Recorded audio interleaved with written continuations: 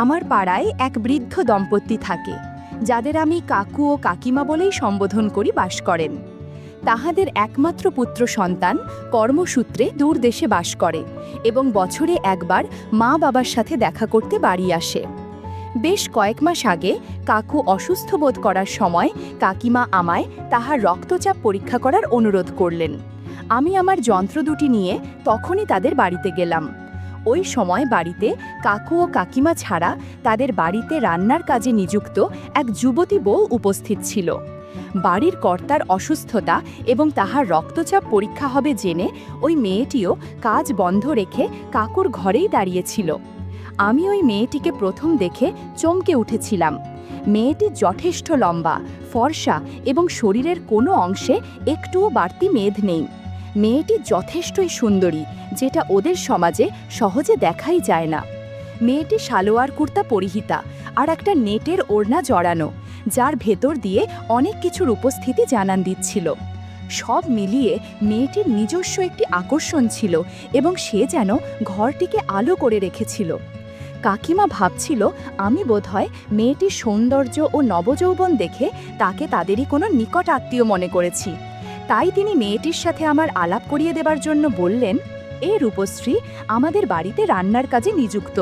রূপশ্রী খুব ভালো মেয়ে, ওর ৮ বছরের একটি ছেলে আছে। রূপশ্রী আমায় 2 হাত তুলে নমস্কার জানিয়ে মিষ্টি সুরে বলল, দাদা ভালো আছেন তো? আমিও তার অভিবাদনের জবাব দিয়ে বললাম, হ্যাঁ গো, ভালো আছি, তুমি ভালো আছো তো? আমি ভেবেছিলাম রূপশ্রীর বয়স মেরে কেটে 20 থেকে 22 বছর হবে এবং হয়তো 1 বা 2 বছর আগে তার বিয়ে হয়ে থাকবে। কিন্তু যখন সে 8 বছরের সন্তানের জননী, তার অর্থ অন্তত 10 বছর আগে তার বিয়ে হয়ে থাকবে এবং বর্তমানে তার অন্তত 30 বছর বয়স হবে। অথচ এখনও রূপশ্রীকে দেখে 20 বছরের নবযৌবনের মতোই রেখেছে। সারা দিন ধরে ঘরের কাজ এবং বাচ্চা সামলানোর সাথে বাড়ি বাড়ি রান্নার কাজের পরিশ্রমের মাধ্যমে সে নিজেকে কি সুন্দরভাবে ধরে রাখতে পেরেছে। কাকুর রক্তচাপ পরীক্ষা করার সময় আমার দৃষ্টি যন্ত্রের দিকে থাকলেও মনটা কিন্তু রূপশ্রীর মিষ্টি মুখেই আটকে ছিল। যাই হোক, পরীক্ষা করে কাকুর রক্তচাপ মোটামুটি স্বাভাবিকই দেখলাম এবং কাকিমাকে সে কথা জানিয়ে দিলাম।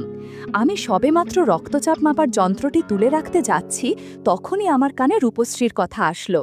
রূপশ্রী আমায় বলল, দাদা আপনাকে একটা অনুরোধ করব, আপনি কি আমার রক্তচাপ একটু পরীক্ষা করে দেখবেন? আমার রক্তচাপ প্রায়শই ওঠানামা করে, তাই ডাক্তারবাবু আমায় অন্তত 1 দিন অন্তর পরীক্ষা করিয়ে নেবার পরামর্শ দিয়েছেন, কিন্তু আমার পক্ষে কাজের চাপে সেটা সম্ভব হচ্ছে না। রক্তচাপ পরীক্ষা করার সুবাদে রূপশ্রীকে স্পর্শ করার সুযোগ পাব ভেবেই আমার মনে অদ্ভুত আনন্দ হচ্ছিল। আমি রূপশ্রীকে বললাম, হ্যাঁ কেন করব না, এসো তুমি আমার পাশে বসো, আমি এখনই দেখে নিচ্ছি। রূপশ্রী আমার পাশে বসে ফিস ফিস করে বলল, কি দেখবেন? আমার আর কি দেখতে চান?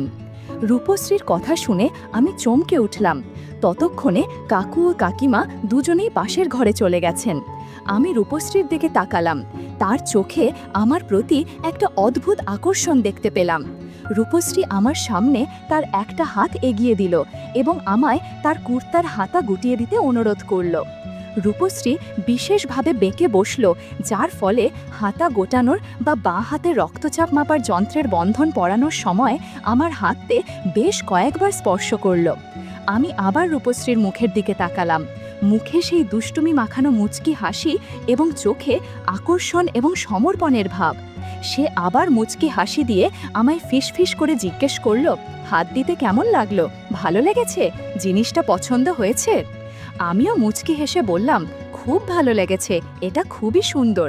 এই বলে আমি স্টেথোস্কোপটা কানে লাগিয়ে পর্যবেক্ষণ করতে লাগলাম। রূপশ্রী আবার ফিসফিস করে বলল, মনে হয় এভাবেই প্রতিদিনই আপনাকে আমার রক্তচাপ পরীক্ষা করে দিতে হবে।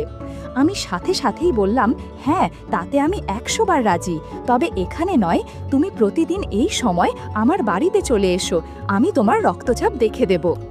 আমি প্রতিদিন ওই সময়ই রূপশ্রীকে আসতে বলেছিলাম, কারণ ওই সময় আমার স্ত্রী শিক্ষকতা করার জন্য বাড়িতে থাকে না এবং আমি একলাই থাকি। আমি রূপশ্রীর রক্তচাপ পরীক্ষা করে দেখলাম মোটামুটি ঠিকই ছিল। রূপশ্রীকে সে কথা জানিয়ে দিতে সে মুচকি হাসির সাথে আসছি, আগামীকাল আপনারই বাড়িতে আবার দেখা হবে বলে রান্নার কাজ করতে চলে গেল। পরের দিন রূপশ্রী ঠিক সময়ে আমার বাড়িতে আসলো। আমি বাড়িতে একাই ছিলাম, তাই সাথে সাথেই তাকে আমার ঘরে ঢুকিয়ে নিয়ে সদর দরজা বন্ধ করে দিলাম। সেদিন রূপশ্রীকে ভীষণ সুন্দর দেখাচ্ছিল। খোলা ঘন কালো চুল, চোখের কোলে খুবই সরু কাজলের লাইন, পরনে ছিল লেগিংস আর কুর্তি আর একটা ওড়না। তার ফর্সা হাত ও পায়ের আঙুলের নখগুলি সুন্দরভাবে ট্রিম করা এবং খয়েরি নেলপালিশ লাগানো। আমি রক্তচাপ মাপার যন্ত্রটি খুলে ওর হাতে বাঁধছিলাম আর পরীক্ষা করছিলাম।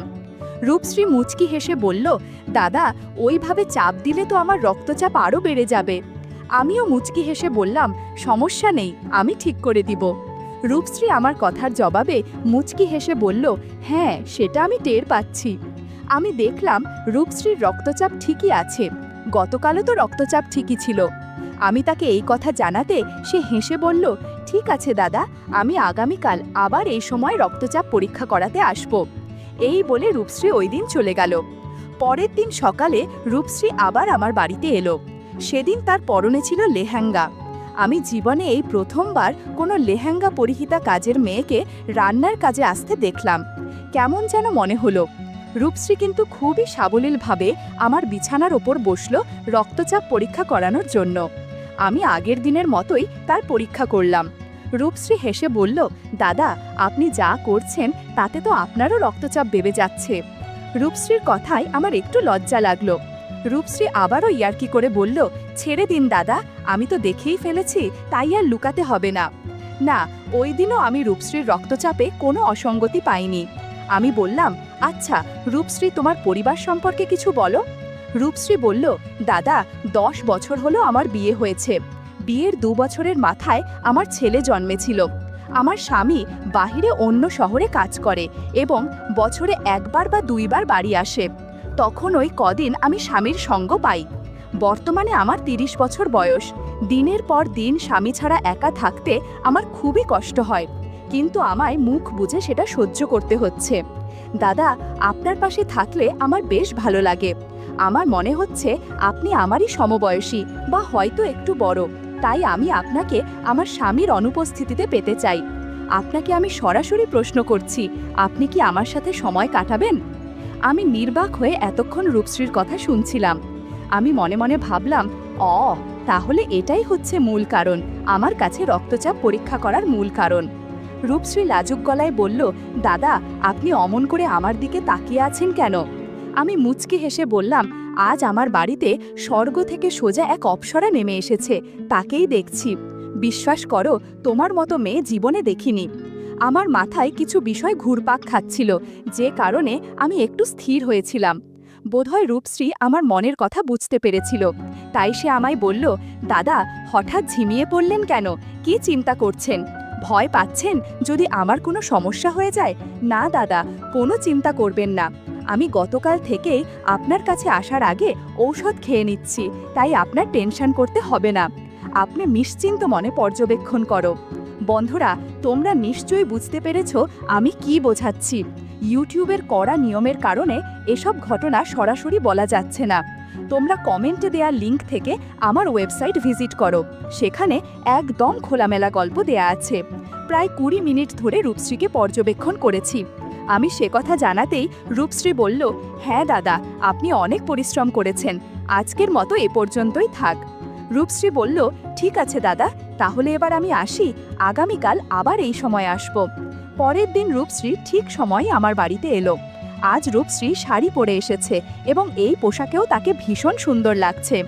রূপশ্রী মুচকি হেসে বলল, দাদা, ভালো আছেন তো? রাতে ঘুমিয়েছিলেন তো, নাকি আমার কথা ভেবে জেগেই রাত কাটিয়ে দিয়েছিলেন? আমি শুধু হ্যাঁ আর হুম বলে উত্তর দিলাম। আগের দিনের মতোই আমি ওর পর্যবেক্ষণ করতে লাগলাম। বাড়িতে আমার স্ত্রী না থাকায় বেশ সুবিধা হচ্ছিল। এদিকে রূপশ্রীও সময় কাটানোর জন্য আমার মতো একজন ডাক্তার পেয়েছে, যে তার স্বামীর উপস্থিতি বুঝতে দেয় না। দিনের পর দিন এভাবেই চলতে থাকে পর্যবেক্ষণের কাজ। বন্ধুরা, ইউটিউবের গল্পগুলো শুনে মজা না পেলে আমার ওয়েবসাইটে দেয়া গল্পগুলো শুনতে পারো। সেখানে প্রতিদিন খোলামেলা গল্প আপলোড করা হয়। কমেন্টে ওয়েবসাইটের লিংক দেয়া আছে।